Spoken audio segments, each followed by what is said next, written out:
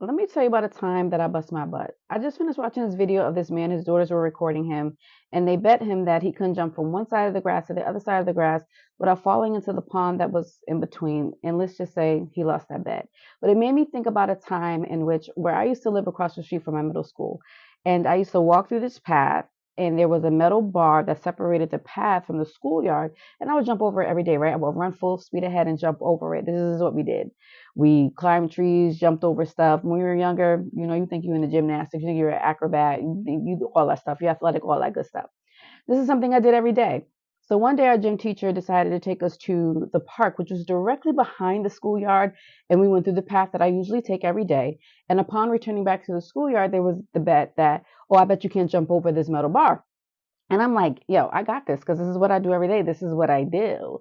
And I just started running full speed ahead. And in the midst of that, I just started like, thinking like everybody's watching me. And then fear crept in, and then doubt and all anxiety, all that crept in the midst of me running, doing something that I know I did every day, doing something that I know that I can do, but I allow all this stuff to creep in and kind of like paralyze me and just make me second guess myself. And as I'm getting up to the bar, I stop and then try to jump and usually say, I bust my butt.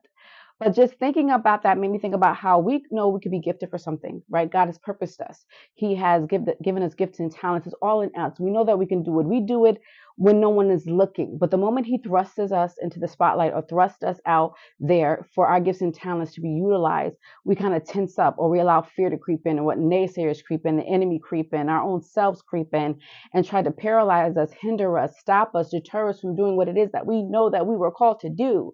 But I want to encourage you to know that if God has called you to a place, has called you to a thing, that He has surely equipped you for it. Trust the God within you. Trust in God, and trust that He has well more than enough.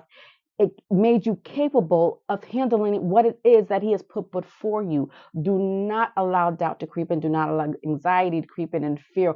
All of that, rebuke it in the name of Jesus, and allow the I amness of God to rise up in you so that you can get through it, to it, and you can be used for it. Until next time, God bless.